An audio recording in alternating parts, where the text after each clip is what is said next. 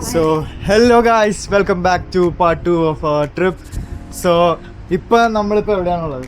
നമ്മളിപ്പോൾ ഓസ്ട്രേലിയയിലെത്തിയിരിക്കുകയാണ് ഗൈസ്. ഞങ്ങളിപ്പോൾ വിയനയിലെത്തിയിട്ട് 2 മിനിറ്റ് ആയിട്ടുള്ളൂ. പക്ഷെ ഇപ്പൊ എല്ലാരും വെപ്രാളം പിടിച്ച് ഞങ്ങൾ ഒരു സ്ഥലത്തോട്ട് ഓടിക്കൊണ്ടിരിക്കുകയാണ്. കാരണം ഞങ്ങൾ പോകുന്നത് ഫുഡ് കഴിക്കാനാണ്. അതെ,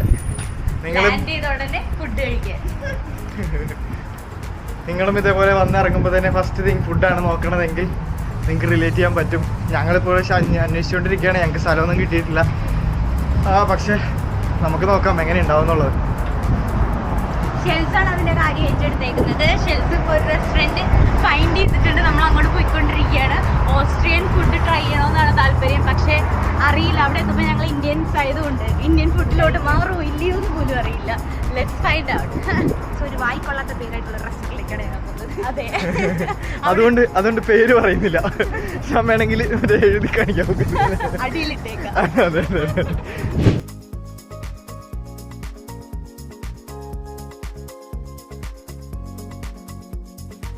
അങ്ങനെ ഞങ്ങൾ നേരെ ഈ കാണുന്ന റെസ്റ്റോറൻറ്റിനകത്തേക്ക് കയറി.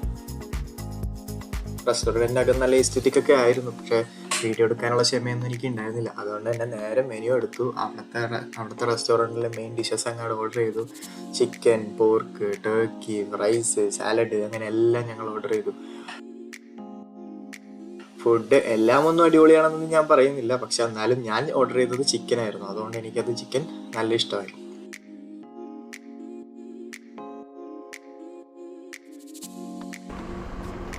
കണ്ടില്ലേ, ഫുഡ് അടിയും കഴിഞ്ഞ് ടയേർഡായിട്ട് ഇനി സ്ഥലം കാണണോ വേണ്ടയോ എന്നുള്ളൊരു ആലോചനയിലാണ് നടന്നത്.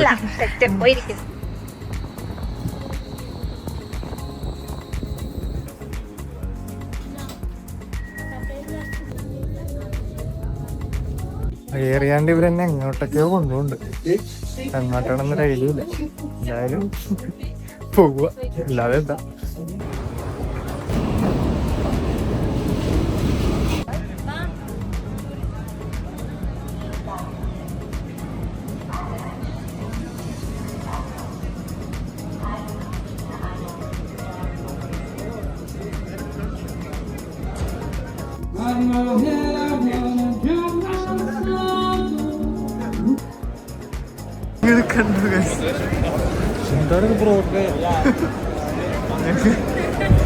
ഞങ്ങള് വഴി തെറ്റി ബ്രോഡ്വേയിലെത്തിയ പോലെ തോന്നുന്നുണ്ട്.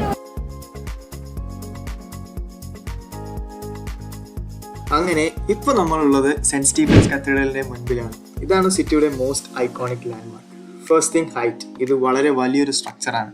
South Tower itself is around 136 meter tall. Imagine centuries back it was the tallest building in Vienna. ഇതിന്റെ ഹിസ്റ്ററി പറയുവാണെങ്കിൽ ഇതിന്റെ ഫസ്റ്റ് കൺസ്ട്രക്ഷൻ സ്റ്റാർട്ട് ചെയ്തത് 12th സെഞ്ചുറിയിൽ, അതായത് ഓൾമോസ്റ്റ് 800 ഇയേഴ്സ് പഴക്കമുണ്ട് ഇതിന്.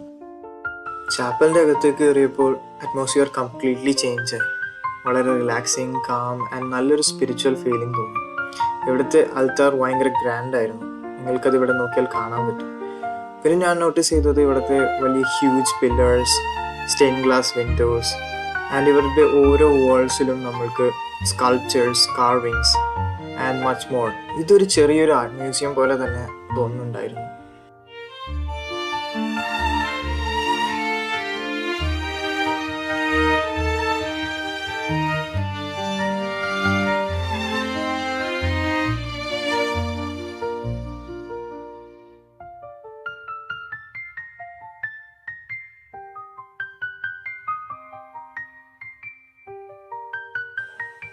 അങ്ങനെ ഞങ്ങൾ ചാപ്പൽ മൊത്തം ചുറ്റിക്കറങ്ങിയാണെന്ന് കണ്ടതിന് ശേഷം നേരെ ഈശോയുടെ അടുത്ത് വന്ന ഒരു മെഴുതിരിയും കത്തിച്ചിട്ട്, ഈശോയെ, ഞാൻ തുടങ്ങിയ പരിപാടികളെല്ലാം നല്ല കളറായിട്ട് നടത്തു തന്നെ. അങ്ങനെ ഈശോയോട് കുറച്ചു നേരം വിശേഷമൊക്കെ പറഞ്ഞിരുന്ന് എല്ലാവർക്കും വേണ്ടി പ്രാർത്ഥിച്ച് നേരെ അവിടെ നിന്ന് വീണ്ടും ഞങ്ങളുടെ യാത്ര തുടങ്ങുകയായി. അങ്ങനെ ഞങ്ങൾ ചാപ്പലിൽ നിന്ന് പുറത്തേക്ക് ഇറങ്ങുമ്പോണ്ടാ ഒരു ജുങ്കുട് പോണ്. കൊള്ളാലേ. പിന്നെ ഞാൻ അവിടെ കണ്ടത് ഒത്തിരി കുതിരവണ്ടികളായിരുന്നു. അവിടുത്തെ ട്രഡീഷൻ കൂടുതൽ വിസിറ്റേഴ്സിനെ കാണിക്കാൻ വേണ്ടിയിട്ടായിരിക്കാം. പക്ഷെ പെട്ടെന്നാണ് ഞാൻ ലെഫ്റ്റ് സൈഡിൽ നോട്ടീസ് ചെയ്തത് ഒത്തിരി ആൾക്കാർ അതിനെതിരെ പ്രൊട്ടസ്റ്റ് ചെയ്തുകൊണ്ടിട്ട്.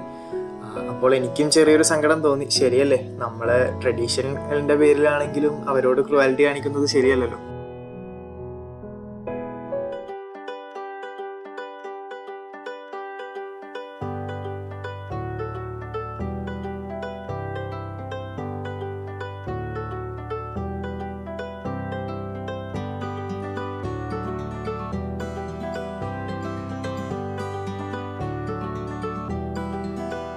അങ്ങനെ ഞങ്ങൾ പോകുമ്പോഴാണ് പെട്ടെന്നൊരു സാധനം നോട്ടീസ് ചെയ്യുന്നത്. Alfa Romeo Spider roadster. Oh my God, pure beauty. 2-seater real wheel drive classic car. എന്തൊരു ചാം, ഒരു ക്ലാസിക് ഇറ്റാലിയൻ ബ്യൂട്ടി അല്ലേ?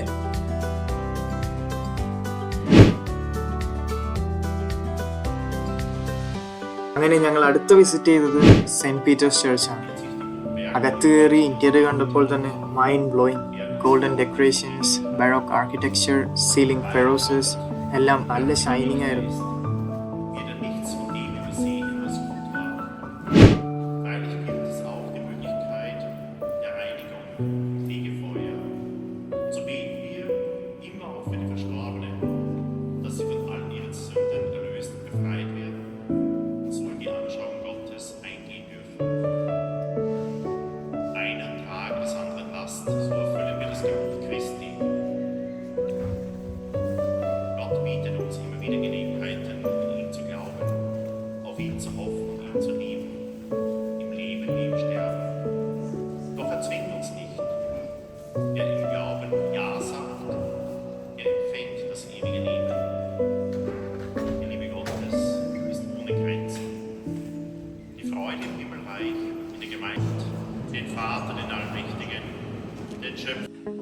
അങ്ങനെ കുറച്ച് കറക്കവും റെസ്റ്റ് എല്ലാം കഴിഞ്ഞിട്ട് നേരെ അവിടുത്തെ സിറ്റി ഹാളിന്റെ മുൻപിൽ എന്തോ ഒരു ഫിലിം ഫെസ്റ്റിവൽ നടക്കുന്നുണ്ടെന്ന് പറഞ്ഞു നേരെ അങ്ങോട്ട് പോയി.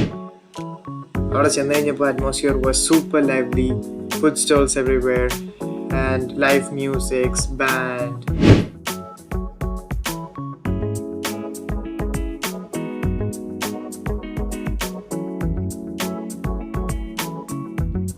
ഇവിടെ ഒത്തിരി ഫുഡ് സ്റ്റോൾസും കാര്യങ്ങളൊക്കെ ഉണ്ടായെങ്കിലും ഞങ്ങളെ ഏറ്റവും കൂടുതൽ ആകർഷിച്ചത് ഈ കാണുന്ന ബിയറിൻ്റെ സ്റ്റോളാണ്. ഇഷ്ടംപോലെ ഡിഫറെൻറ്റ് വെറൈറ്റീസ് ഓഫ് ബിയർ. പിന്നെ ഒന്നും നോക്കില്ല, ഞാനും ലിബോയും 2 ബിയർ മേടിച്ച്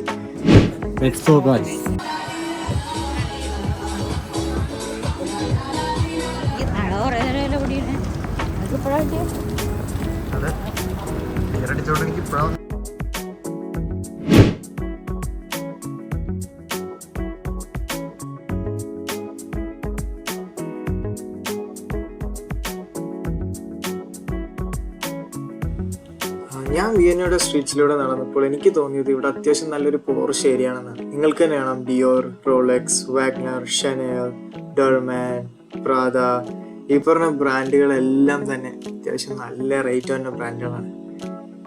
എന്നാലും ഇവിടെ ഞാൻ അന്നേരം വന്നപ്പോഴും നല്ല തിരക്കുണ്ടായി കേട്ടോ ഓരോ ഷോപ്പിലും. ഞാൻ നിങ്ങൾക്ക് ജസ്റ്റ് ഇവിടുത്തെ ഒരു കോസ്റ്റ്യൂമിൻ്റെ പ്രൈസ് എത്രയാണെന്നുള്ളത് നിങ്ങൾക്ക് കാണിച്ചു തരാം.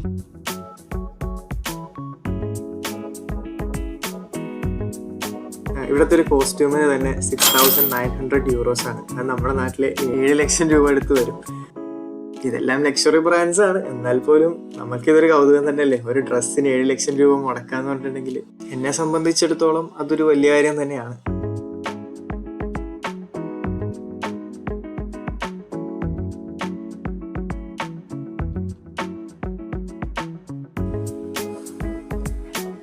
അങ്ങനെ വിയന്നയുടെ സ്ട്രീറ്റ്സിലൂടെ നടന്നപ്പോൾ ഞാൻ ഇവിടുത്തെ ഓസ്ട്രിയൻ ടുക് ടുക് കണ്ട് ഗൈസ്. സംഭവം കൊള്ളാല്ലേ. ഇത് ജസ്റ്റ് സിറ്റി ടൂർ ടാക്സീസ് ആണ് ഗൈസ്. ഞാൻ കയറിയൊന്നുമില്ല, പക്ഷെ കണ്ടപ്പോൾ നല്ല രസമുണ്ടായിരുന്നു, അതുകൊണ്ട് നിങ്ങളെ കാണിച്ചതെന്നേ ഉള്ളൂ. And by the way thank you so much guys for all your love and support. ഞാൻ നിങ്ങളോട് മുമ്പേ പറഞ്ഞ പോലെ തന്നെ എന്തെങ്കിലും ചെറിയ ചെറിയ മിസ്റ്റേക്സ് ഉണ്ടെങ്കിൽ ഇഗ്നോർ ചെയ്യൂ, കമൻറ്റ് ചെയ്യൂ, ലൈക്ക് ചെയ്യൂ ആൻഡ് സബ്സ്ക്രൈബ് ചെയ്യാനും മറക്കല്ലേ. നിങ്ങൾക്ക് എന്തെങ്കിലുമൊക്കെ സജഷൻസ് ഉണ്ടെങ്കിൽ പറയാൻ മടിക്കരുത്. ഡെഫിനറ്റ്ലി കമൻറ്റ് ബോക്സിൽ മെൻഷൻ ചെയ്യുക. ഞാൻ ഇംപ്രൂവ് ചെയ്യാൻ നോക്കുന്നതായിരിക്കും.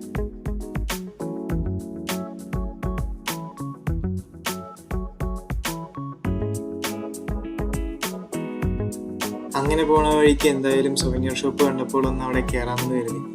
എനിക്ക് ഫ്രിഡ്ജ് മാഗ്നറ്റ്സ് കളക്ട് ചെയ്യാൻ ഭയങ്കര ഇഷ്ടമാണ്. അതുകൊണ്ട് എന്തായാലും ഒന്ന് ചുമ്മാ കയറി നോക്കിയേക്കാമെന്ന് കരുതി. എല്ലാ സ്ഥലത്തെയും പോലെ തന്നെ ഇവിടെയും നല്ല കളക്ഷൻസ് ഒക്കെ ഉണ്ടായിരുന്നു. പിന്നെ അവസാനം ഇവിടെ നിന്നൊരു ഫ്രിഡ്ജ് മാഗ്നറ്റ് എടുത്ത് പിന്നെ ഞങ്ങളുടെ യാത്ര വീണ്ടും തുടങ്ങുകയായി. നമ്മുടെ നാട്ടിലിപ്പോൾ ഇതൊന്നുമില്ലല്ലോ. നമ്മുടെ നാട്ടിൽ പണ്ടല്ലേ സ്റ്റുഡിയോ. ഇവിടേക്ക് എന്താണത്? നമുക്ക് നോക്കിയാലോ. വർക്ക് ചെയ്യുന്ന ചത്ത. ആഹാ കൊള്ളാട്ടാ. വർക്ക് ചെയ്യുന്നുണ്ട് കഴിച്ച് വെറുതെ വെച്ചേക്കണമെന്നല്ല. പക്ഷെ നമുക്ക് അതിൻ്റെ ആവശ്യമില്ലാത്തതുകൊണ്ട് നമുക്കത് എടുക്കണ്ടല്ലോ. എന്തായാലും ഇവിടെ ആ സാധനം എന്തിനാണെന്ന് അറിയോ? Four emergency purpose. ലിബിൻ പറഞ്ഞാ പറയുന്നത്. പിന്നെ അറിവുള്ളവര് പറഞ്ഞത് കേൾക്കണമെന്നല്ലേ പറയണത്.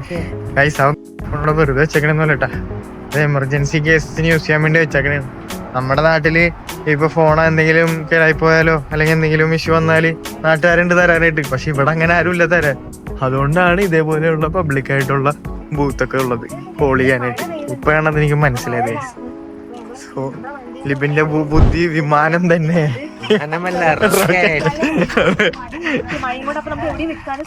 അടുത്തൊരു പുതിയ പുതിയ അറിവുകൾ കണ്ടോളൂ.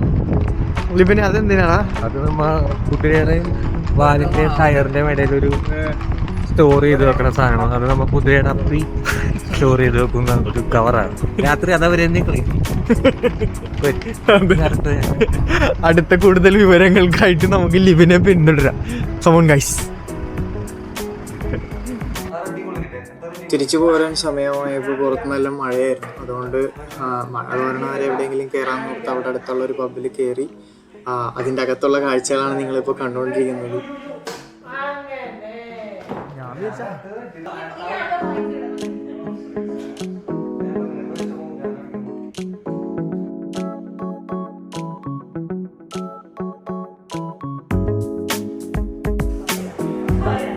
അങ്ങനെ ലിബിൻ കുറച്ചു നേരം പ്രാക്ടീസൊക്കെ കഴിഞ്ഞതിന് ശേഷം അവിടുത്തെ കുറച്ച് ലോക്കൽസ് ലിബിനോട് ഗെയിമിൽ ജോയിൻ ചെയ്യാൻ വേണ്ടി പറഞ്ഞ് ഭയങ്കരമായിട്ട് ഇൻസിസ്റ്റ് ചെയ്തു. കേട്ടപാടെ കേൾക്കാത്തതോട് ലിബിൻ നേരെ എന്ത് എന്നുള്ള മൂഡിൽ ഗെയിമിലേക്ക് നേരെ ജോയിൻ ചെയ്തു. പിന്നെ ആ ലിബിൻ്റെ ഗെയിമാണ് ഇപ്പോൾ നിങ്ങൾ കണ്ടുകൊണ്ടിരിക്കുന്നത്. അങ്ങനെ നമ്മുടെ ലിബിൻ അങ്കത്തട്ടിൽ ഇറങ്ങിയിരിക്കുകയാണ് ഗൈസ്. ഇനി നമ്മൾക്ക് നോക്കാം ആര് ജയിക്കുക എന്നുള്ളത്. ജർമ്മൻ ജയിക്കോ മല്ലു ജയിക്കോ എന്നുള്ളത്.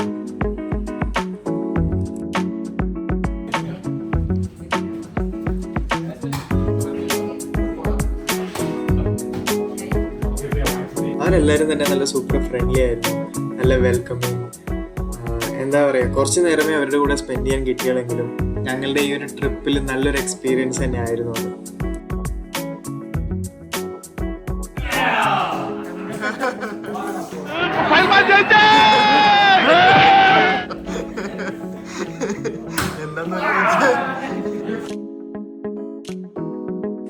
അങ്ങനെ ഞങ്ങളുടെ വിയന്നയിലെ വിശേഷങ്ങൾ ഇവിടെ അവസാനിക്കുകയായി. Hope you guys enjoyed. And ഇനി പോളണ്ടിലെ കൂടുതൽ വിശേഷങ്ങളും കാര്യങ്ങളൊക്കെ ആയിട്ട് ഞങ്ങൾ ഇനി അടുത്ത വീഡിയോയിൽ വരുന്നതായിരിക്കും. So till then bye bye.